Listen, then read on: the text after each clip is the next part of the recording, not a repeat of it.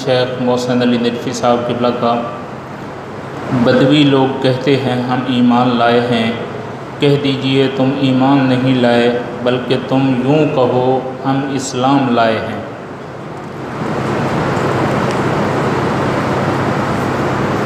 اور ایمان تو ابھی تک تمہارے دلوں میں داخل ہی نہیں ہوا،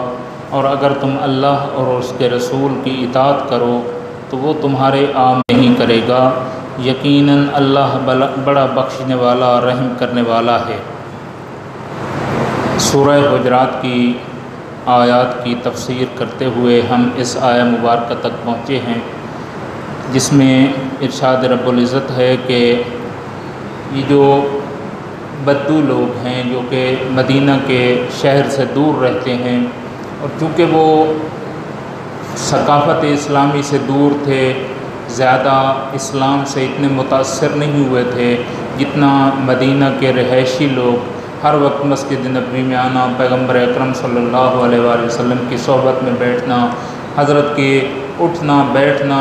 حتیٰ کہ حضرت کے ہر قسم کے کردار سے متاثر ہو کر جن لوگوں نے اثر قبول کیا تھا، بدو لوگ اتنے زیادہ متاثر نہیں ہوئے تھے، تو ان کے متعلق یہ ارشاد ہو رہا ہے۔ اور گزشتہ آیت کا تعلق تقوی کے ساتھ تھا، تو تقوی جو ہے وہ ایک ثمر ہے، پھل ہے۔ ظاہر ہے کہ کوئی پھل کسی درخت کے اوپر لگتا ہے تو وہ تقوی کا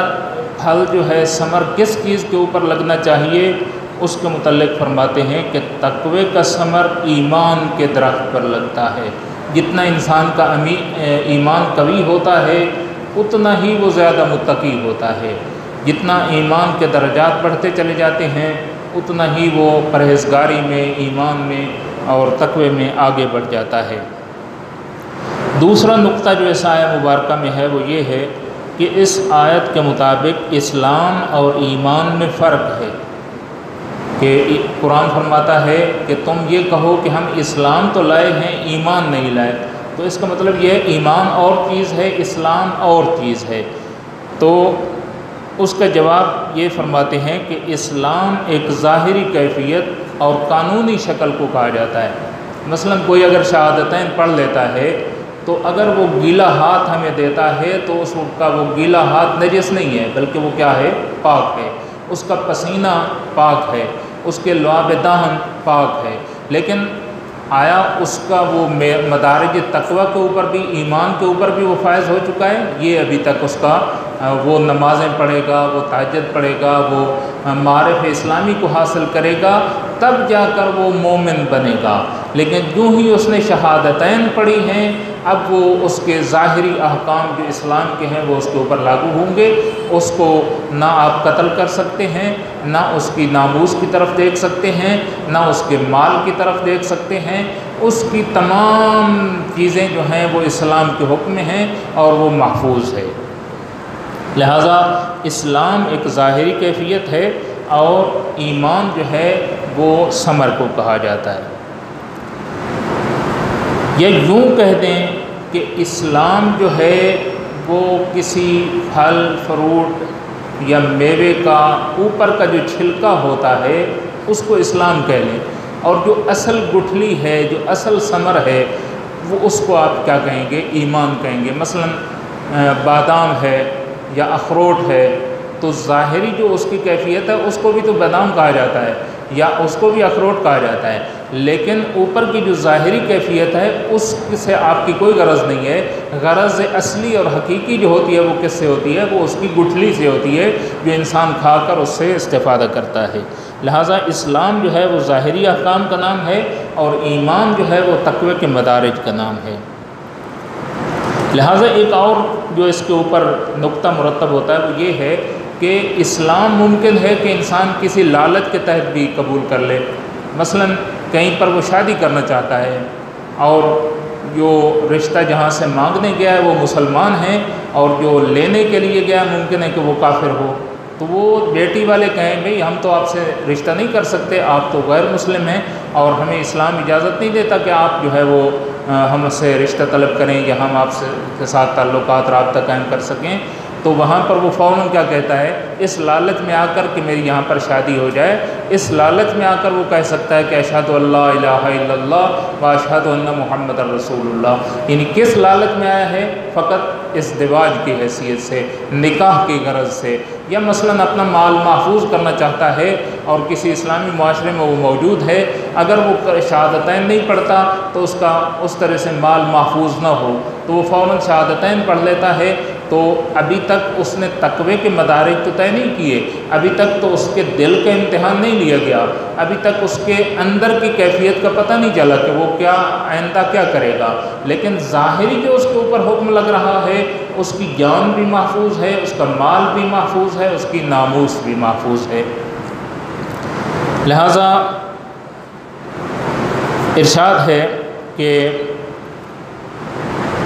الاسلام علانیۃ والایمان فی القلب، امام جعفر صادق علیہ السلام کا ارشاد ہے اسلام ظاہری کیفیت ہے جبکہ ایمان دل سے ہوتا ہے، دل میں موجود ہوتا ہے۔ اسی طرح دوسری حدیث میں ارشاد ہے حضرت صادق آل محمد کا، فرماتے ہیں الاسلام یحقن بہ الدم وتعدی بہ الامانہ وتحل بہ الفروج والثواب علی الایمان، اسلام کی وجہ سے انسان کا خون محفوظ ہو جاتا ہے، یعنی اگر وہ شہادتین پڑھ لیتا ہے تو کسی مسلمان کو یہ حق حاصل نہیں کہ اس کو قتل کر سکے۔ اور اسی طرح سے اگر کوئی کسی کو بیٹی کا رشتہ دینا چاہتا ہے، جب اس نے شہادتین پڑھ لی ہیں تو اب وہ اس کے ساتھ رشتہ داری قائم کر سکتا ہے۔ تو تیسری چیز جو ہے وہ تعدی بہ الامانت، اور مومن اس مسلمان کی امانت کا واپس کرنا ضروری ہے، یہ تو واجبات میں سے ہے۔ البتہ آداب اسلامی میں سے ہے کہ کفار کی امانات بھی واپس کی جائیں، جیسا کہ ہجرت مدینہ کے موقع پر پیغمبر رحمت صلی اللہ علیہ وآلہ وسلم نے تمام مشرکین کی تمام امانات جو ہیں وہ واپس کی، اور بلکہ احکام فقہی میں اگر میں اشتباہ نہ کروں تو کفار کی امانات کا واپس کرنا بھی واجب ہے، لیکن اس حدیث کے مطابق چونکہ فقط مومن کے متعلق بیان ہو رہا تھا، اس وجہ سے شاید امام علیہ السلام نے فرمایا ہے کہ اسلام امانات کے واپس کرنے کے لیے حکم ہے، لیکن امانت کا حکم فقط اسلام کے لیے نہیں ہے بلکہ ہر انسان کے لیے ہے، چاہے کافر ہو چاہے مشرک ہو، کسی کی بھی امانت اگر آپ کے پاس ہے تو اس کا واپس کرنا واجب ہے۔ یہ چیزیں تو اسلام کے ذریعے سے محفوظ ہو جاتی ہیں، لیکن ثواب کس چیز کے اوپر ہوتا ہے؟ والثواب علی الایمان، ثواب جو ہے وہ ایمانی کیفیت کے اوپر ہوتا ہے، جب انسان دل سے کسی چیز کو مان لیتا ہے اور ایمان کامل رکھ لیتا ہے، اس وقت ہوتا ہے۔ اسی طرح سے ایک تیسری حدیث ہے، فضیل ابن یسار کہتے ہیں میں حضرت امام جعفر صادق علیہ السلام کی خدمت میں حاضر ہوا تو امام علیہ السلام کو فرماتے ہوئے سنا، ان الایمان یشارک الاسلام ولا یشارکہ الاسلام، ان الایمان ما وقر فی القلوب والاسلام ما علیہ المناکح والمواریث وحق الدماء۔ ایمان اسلام کے ساتھ شریک ہوتا ہے، لیکن اسلام ایمان کے ساتھ شریک نہیں ہوتا، یعنی ہر وہ شخص جو مومن ہو وہ مسلمان ضرور ہوتا ہے، لیکن ممکن ہے کہ مسلمان ہو مومن نہ ہو، یعنی الٹ جو ہے صحیح نہیں ہے، لیکن ابتدا ٹھیک ہے۔ ایمان اسلام کے ساتھ شریک ہوتا ہے، لیکن اسلام ایمان کے ساتھ شریک نہیں ہے، ایمان دلوں میں ساکن ہوتا ہے، اور اسلام ایسی چیز ہے جس سے نکاح، میراث کے قوانین اور خون محفوظ ہوتا ہے۔ اسلام جو ہے وہ چند قوانین کا نام ہے، یعنی وہ چیزیں جو اگر اسلام نہ ہو تو پھر ممکن ہے محفوظ نہ ہوں، لیکن اگر اسلام شہادتین اس نے پڑھ لیا ہے، جیسا کہ اس کی پہلی مثال آپ کی خدمت میں عرض کی کہ اگر آپ کو کوئی گیلا ہاتھ دیتا ہے یا آپ کے پاس بیٹھا ہے اور پسینہ اس کو آیا ہوا ہے، اگر اس نے شہادتین پڑھ لی ہیں تو اس کا وہ پسینہ پاک ہے، لیکن اگر اس نے شہادتین نہیں پڑھی ہیں تو آپ کو کپڑوں سے اجتناب کرنا چاہیے، آپ کے اوپر غسل واجب ہے، اس قسم کے احکام جو ہیں وہ آپ کے اوپر لاگو ہوں گے۔ تو اسلام ایک ظاہری کیفیت کو کہتے ہیں اور ایمان دل کی کیفیت کو کہتے ہیں۔ اسی آیہ مبارکہ کے آخر میں ارشاد ہے کہ ان تطیعوا اللہ و رسولہ، اگر تم اللہ کی اطاعت کرو اور اللہ کے رسول کی اطاعت کرو۔ گویا کہ یہ ثمرہ ہے ایمان کا۔ کب اطاعت آتی ہے اللہ کی اور اللہ کے رسول کی؟ جب انسان کا ایمان پختہ ہوتا ہے۔ اسلام کے ہوتے ہوئے ممکن ہے کہ اطاعت ہو، ممکن ہے کہ اطاعت نہ ہو، لیکن جس شخص کا ایمان پختہ ہو چکا ہوتا ہے وہ حتماً اللہ اور اللہ کے رسول کی اطاعت کرتا ہے۔ تو خدا اور رسول کی اطاعت کرو گے تو تمہارا پورا حق تمہیں دیا جائے گا، اور اس میں اطاعت کی وجہ سے تمہارے گناہ بھی بخش دیے جائیں گے۔ چوتھی چیز جو اس کا نتیجہ ہے ایمان کا وہ یہ ہے کہ آپ ایک تو اطاعت خدا اور اطاعت رسول کریں گے، اور اطاعت کرنے کا نتیجہ کیا نکلے گا کہ فقط آپ کو ثواب نہیں ملے گا، اگر خدا نخواستہ کوئی لغزش ہو گئی ہے، کوئی گناہ ہو گیا ہے تو وہ بھی اللہ تعالیٰ معاف کر دے گا۔ ان اللہ غفور رحیم، یعنی اللہ جو ہے وہ آپ کے گناہوں کو بھی معاف کر دیتا ہے۔ تو جتنا ایمان آپ کا پختہ ہوتا چلا جائے گا اتنے آپ کے گناہ بھی معاف کر دیے جائیں گے۔ لہٰذا گناہ کس کے معاف ہوتے ہیں؟ مومنین کے گناہ معاف ہوتے ہیں، اور اس کے لیے شرط یہ ہے کہ انسان کو پختہ اعتقاد خدا پر بھی رکھنا چاہیے، اللہ کے رسول پر بھی رکھنا چاہیے، اور اس کے 12 جانشینوں کے اوپر بھی انسان کو ایمان رکھنا چاہیے۔ لہٰذا نتیجہ یہ ہوا کہ اگر مومن کامل ہو تو خدا اس کے